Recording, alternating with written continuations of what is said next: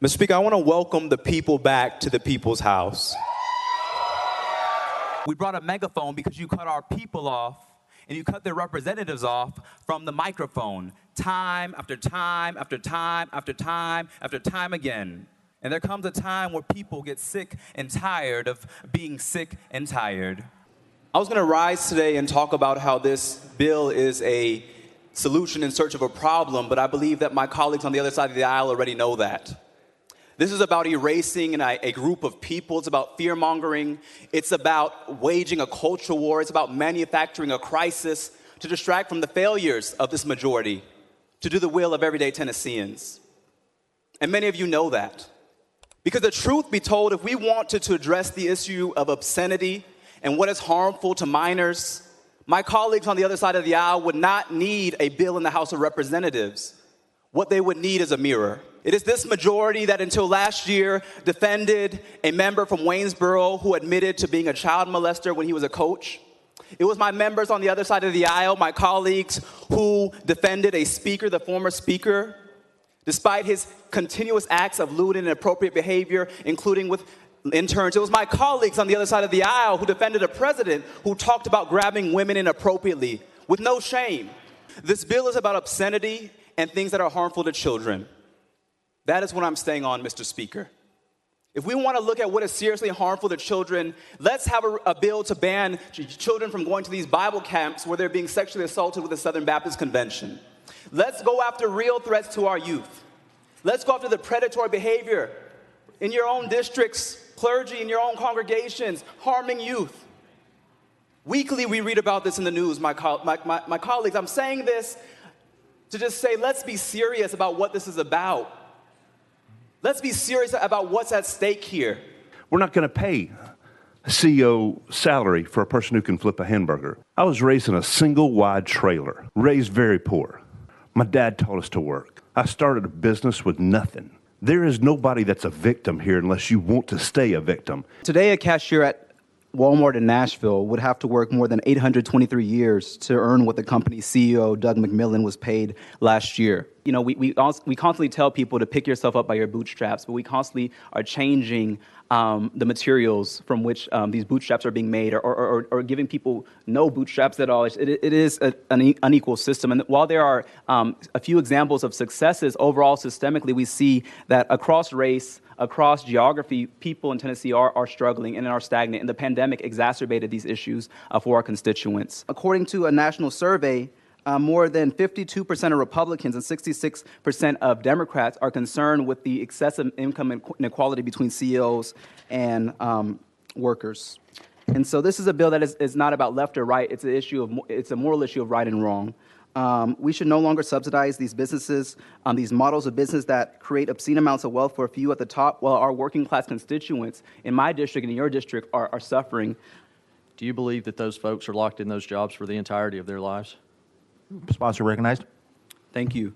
What I know is that these are the workers who are on the front lines and who brought us through the pandemic, and their wages remain stagnant while these CEOs got bonuses and increased salary rates. That's what I know, is that we have a system that keeps people locked into cycles of poverty.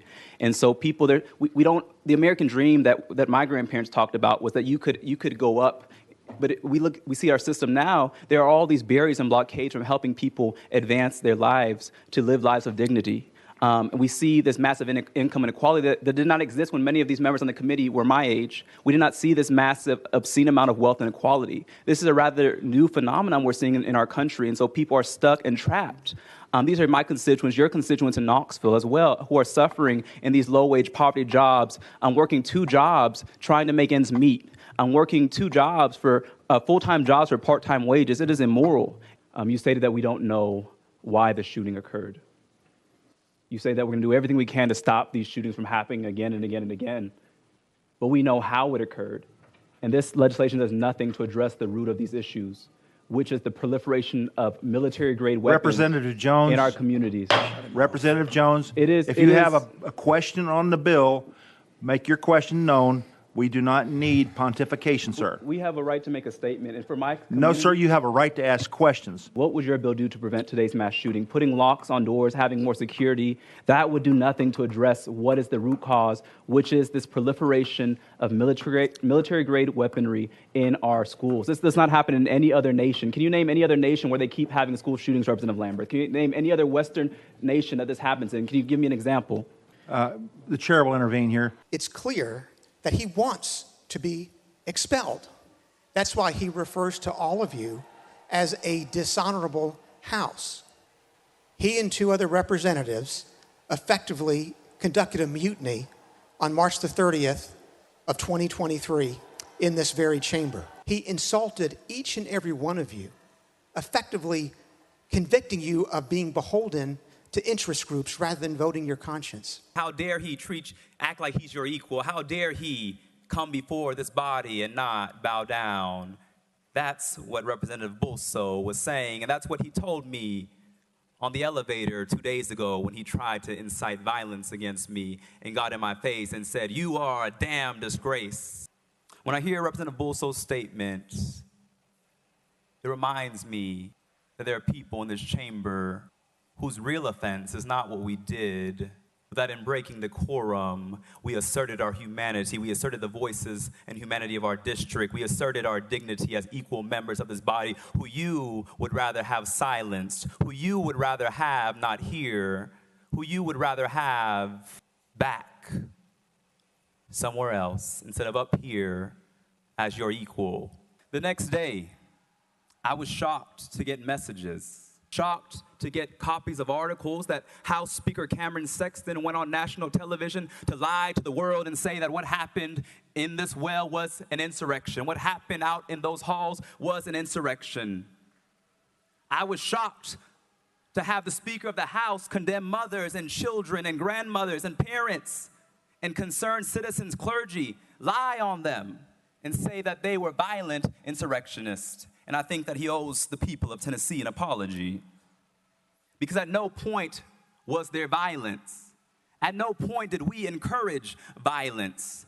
In fact, what we were doing was calling for the end of gun violence that is terrorizing our children day after day after day, and all we offer are moments of silence. That a week after a mass shooting plagued our community, the most direct action this legislative body takes, or should I say my colleagues on the other side of the aisle are taking, is to expel us for speaking about the issues of weapons of war on our streets. I want to welcome democracy back to the people's house. That on last Thursday, members of this body tried to crucify democracy, but today we stand as a witness of a resurrection of a movement of a multiracial democracy that no unjust decision will stand.